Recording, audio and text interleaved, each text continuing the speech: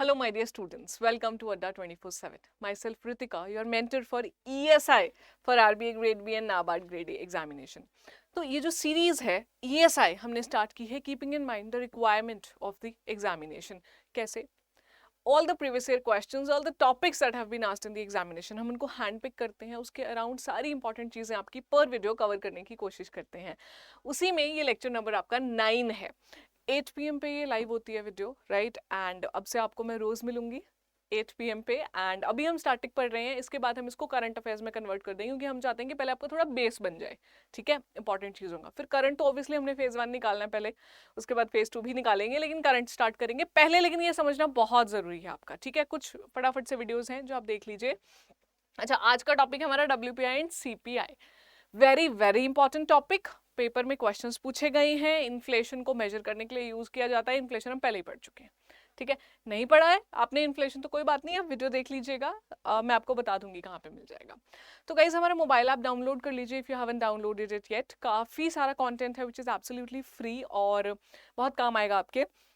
Job alerts हैं, current affairs quizzes हैं, काफ़ी सारी पावर कैप्सूल्स हैं जो फ्रीली मिलते हैं. And if you want to enrol in our live batch जो 10th of April से स्टार्ट हो रहा है, तो आप यूज़ कीजिएगा हमारा coupon code Y754. Maximum discount आपको इस कूपन कोड के थ्रू मिल पाएगा. ठीक है, एंड अगर आप टेस्ट सीरीज और बुक्स लेना चाहते हैं तो Y754S इसी मोबाइल ऐप में प्रीमियम स्टडी मटेरियल बाय करने के काम आएगा. ठीक है, and a very very important thing, Adda has decided to conduct all India free mock test for the people of RBA Grade B examination.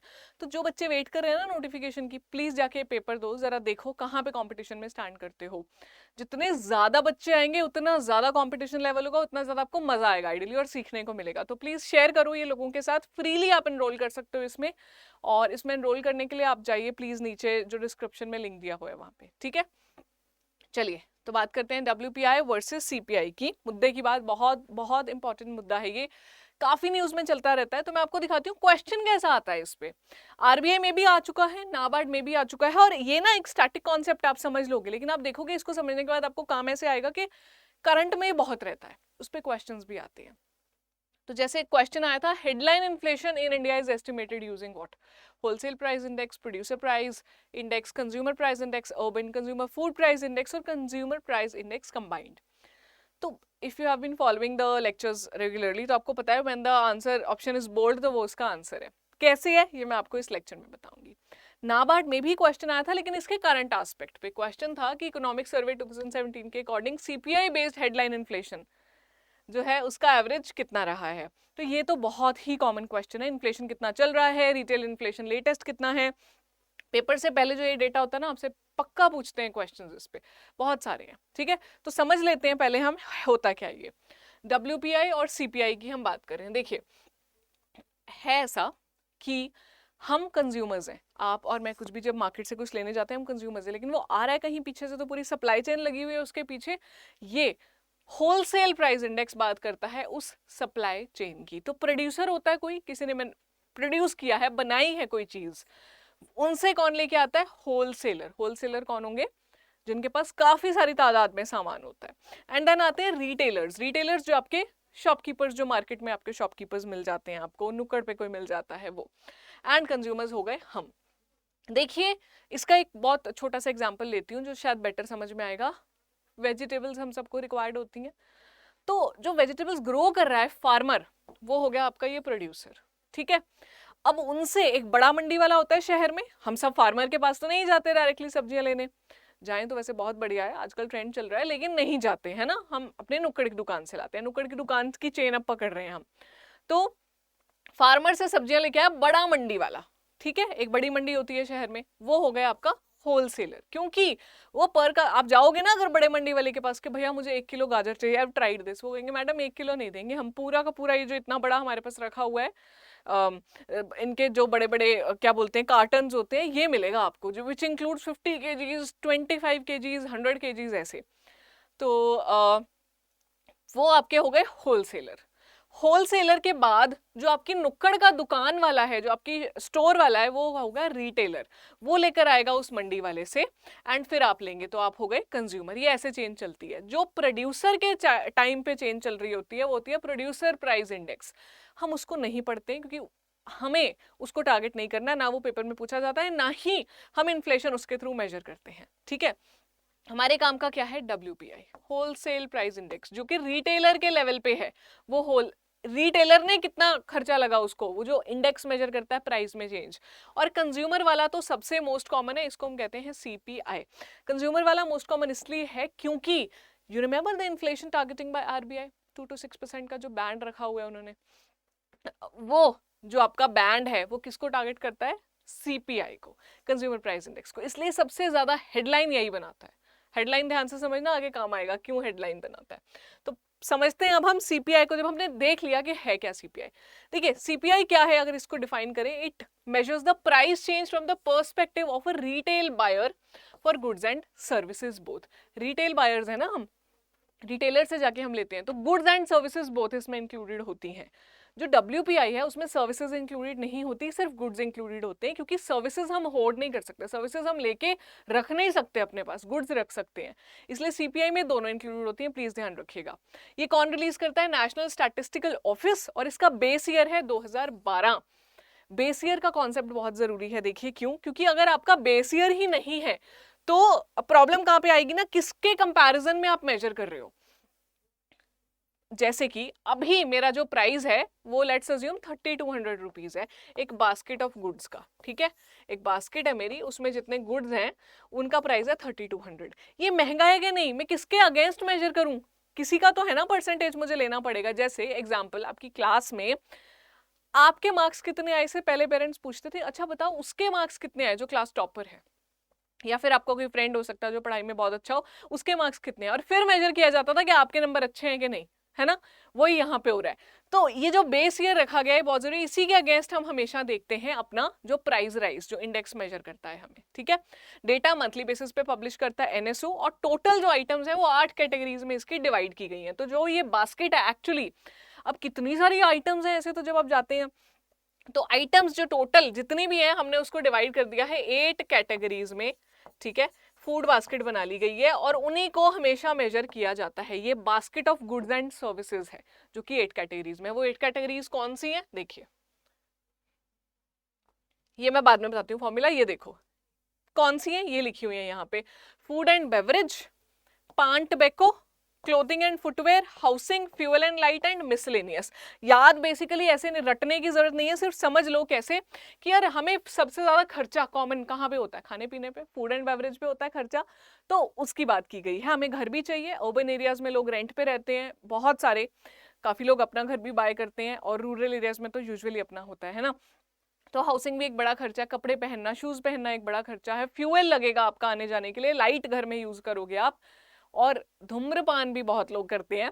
तो ये सारी चीजें मिला के बनाती हैं वो 8 कैटेगरीज। और सबसे ज्यादा कौन सी कैटेगरी की वेटेज है, फूड एंड बेवरेज की। ये देख रहे हो ये पाई चार्ट, ये PDF आपको मिल जाएगा, 45.9%। और सबसे मिनिमम किसकी है, होनी भी इसी की चाहिए, वैसे तो ये होना ही नहीं चाहिए पर है तो ठीक है क्योंकि खर्चा होता है इस पे, पान टबैको एंड इंटॉक्सिकेंट्स। तो कितनी कैटेगरीज हैं, कौन कौन सी हैं, हाईएस्ट वेटेज किसकी है, लोएस्ट वेटेज कितनी है, इतना आपको जरूर पता होना चाहिए अबाउट CPI, ठीक है। एक चीज मैंने आपको कहा था, मैं आपको बाद में बताती हूँ, वो ये थी CPI को मेजर करने का फॉर्मूला वेरी सिंपल। कोई भी परसेंटेज निकालने का फॉर्मूला होता है, जो बास्केट ऑफ गुड्स का प्राइस आज है 2023 में, डिवाइडेड बाय द बास्केट, उसी बास्केट ऑफ गुड्स का प्राइस 2012 में, इनटू 100, ये क्या आ जाता है आपका CPI एक्चुअली में कितना है, उसको निकालने का फॉर्मूला। जैसे मैंने एज्यूम किया था, अभी जो मेरी बास्केट ऑफ गुड्स है एंड सर्विसेज एज्यूम करता है 3200 की है, और 2012 में ये सेम गुड्स एंड सर्विसेज की जो बास्केट है जो हमने देखा है वो तब आया करती थी लेट्स अज्यूम 2800 की, ठीक है। तो निकालने का फॉर्मूला बहुत सिंपल है, 3200 बाय 2800 इंटू 100, बस ऐसे आप निकाल लेंगे, जो आपकी परसेंटेज निकालने का फॉर्मूला होता है। ये निकालना नहीं आता है पेपर में, बट यू शुड नो, इस पे क्वेश्चन आ सकता है टिक मार्क करने के लिए कि बताओ कैसे निकालते हैं, ठीक है। तो ये सारे पॉइंटर्स जो है क्वेश्चन की फॉर्म में आ सकते हैं, आपको पता होना चाहिए ये सारा कुछ अबाउट CPI। अभी एक बहुत इंपॉर्टेंट चीज है CPI की अगेंस्ट, जिसपे हमारा क्वेश्चन बेस था, जो हमने प्रीवियस ईयर क्वेश्चन देखा हेडलाइन इन्फ्लेशन पे। तो CPI एक्चुअली कितने 4 टाइप्स का होता है, प्लीज ये आपको पता होना चाहिए। 4 टाइप्स में से जो 3 टाइप्स हैं वो ये हैं, CPI industrial worker, rural worker rural labourer and agri labourer. तो एक IW हो गया, इंडस्ट्रियल लेबर जिसे कहा जाता है, बाकी रूरल एंड एग्री लेबरर। इनको कौन निकालता है? क्योंकि ये लेबर है, ये सारे लेबर ब्यूरो निकालता है इनको, ठीक है। एक CPI जो हम सबसे ज्यादा टारगेट करते हैं, जो सबकी नजरों में रहता है, न्यूज में सबसे ज्यादा चलता है, वो कौन सा है? CPI combined. किसको कंबाइन कर रहे हैं कंबाइंड में? CPI-U और CPI-R को, CPI urban and CPI rural को, इनको कंबाइन करके हमारा कंबाइंड CPI बनता है। ये निकालती है MOSPI, ministry of statistics and programme implementation. ये अलग अलग क्यों है अगर हम कंबाइन कर रहे हैं? क्योंकि हमें अलग अलग भी पता होना चाहिए। देखिए मैं आपको एग्जांपल दे रही थी कि बहुत सारे लोग अर्बन एरियाज में माइग्रेंट्स होते हैं, रूरल एरियाज से आए होते हैं, कहीं और से आए होते हैं, तो they live on rental places, उनका खर्चा अलग है घर का। रूरल एरिया में जो रह रहे हैं ज्यादातर उनका खर्चा वो नहीं होता। फिर जो सिटीज में रह रहे हैं, they make use of services, क्योंकि CPI में तो सर्विसेज भी हैं, goods and services. They make use of services like Uber, Ola, है ना, रैपिडो। फिर they go to like dine out करने बहुत जाते हैं, मैकडी बहुत जाते हैं, खाना खाने बाहर बहुत जाते हैं, शॉपिंग कॉम्प्लेक्सेस में बहुत जाते हैं, घर में उनके बहुत सारे AC वगैरह लगे होते हैं। ऐसे रूरल एरिया में भी होते हैं, पर अर्बन एरियाज में ज्यादा होते हैं, गर्मी वगैरह ज्यादा पड़ती है। तो पॉइंट ये है कि लाइफ का जो बेसिकली लिविंग पैटर्न है वो थोड़ा अलग होता है अर्बन और रूरल एरियाज का, इसीलिए इनके दो अलग अलग CPI बनाए गए हैं। लेकिन इनको कंबाइन जब हम कर देते हैं तो वो बन जाता है हमारा हेडलाइन इन्फ्लेशन, ठीक है, ये आप ध्यान रखिएगा। क्योंकि हेडलाइन इसका नाम ही क्यों है? क्योंकि हेडलाइन यही बनाता है, न्यूज़पेपर में हेडलाइन बन के आता है कि इतने दर से महंगाई बढ़ गई है, वो ये महंगाई होती है, आपको पता होनी चाहिए, पेपर में भी पूछी जाएगी, ठीक है। तो ये हो गया हमारा जी CPI। क्लियर है? हमने समझा CPI में क्या क्या गुड्स आते हैं, किस तरह की सर्विसेज भी आती हैं, कैसे बास्केट को मेजर करते हैं एक बेस ईयर के अगेंस्ट, कितना बेस ईयर है, कितने टाइप्स की है, 4 टाइप्स की है, हमने समझा है ना।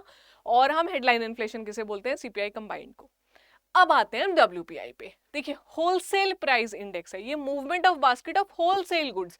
वो रिटेलर लेवल पे देख रहा था, ये होलसेलर लेवल पे ले रहा है कि होलसेलर किस प्राइस पे लेकर आया है। ये इसमें भी बास्केट ऑफ गुड्स आती है। इसमें जो बास्केट ऑफ गुड्स है उसमें सिर्फ गुड्स है, सर्विसेज नहीं है। जैसे कि मैंने पहले कहा था कि होलसेल में आप सर्विसेज को होलसेल में नहीं खरीद सकते हो, गुड्स को खरीद सकते हो। तो इसमें जो आपकी आइटम्स हैं वो गुड्स हैं 697 अराउंड है, ठीक है। और इसको कैलकुलेट कौन करता है? हमने देखा MOSPI ने निकाला था उसका CPI। ये कौन निकालता है? Office of economic adviser under DPIIT, department of industrial policy and promotion. DPIIT में इसके आगे हूँ, आपको दिखे नहीं, DPIIT किस मिनिस्ट्री के अंडर आता है? ये क्वेश्चन था जब DPIIT न्यू बना था, अभी कुछ साल पहले रीनेमिंग ऑफ डिपार्टमेंट की गई थी। किस मिनिस्ट्री के अंडर है? जल्दी से मुझे कमेंट करके बताओ प्लीज। एंड कितने टाइप्स हैं इसके? सिर्फ एक है। 4 टाइप्स का था CPI, होलसेल प्राइस इंडेक्स एक ही टाइप का है, इसमें कोई 4 टाइप्स नहीं रखे गए हैं, ठीक है। लेकिन इसमें जो बास्केट ऑफ गुड्स की मैं बात कर रही थी उस हिसाब से बताती हूँ। यहाँ पे भी जो बास्केट है आपकी 697 प्रोडक्ट्स की, उसको डिवाइड किया गया है 3 कैटेगरीज में। Primary articles, fuel and power and manufactured products, ये 3 है। जिसमें से हाईएस्ट वेटेज किसकी है?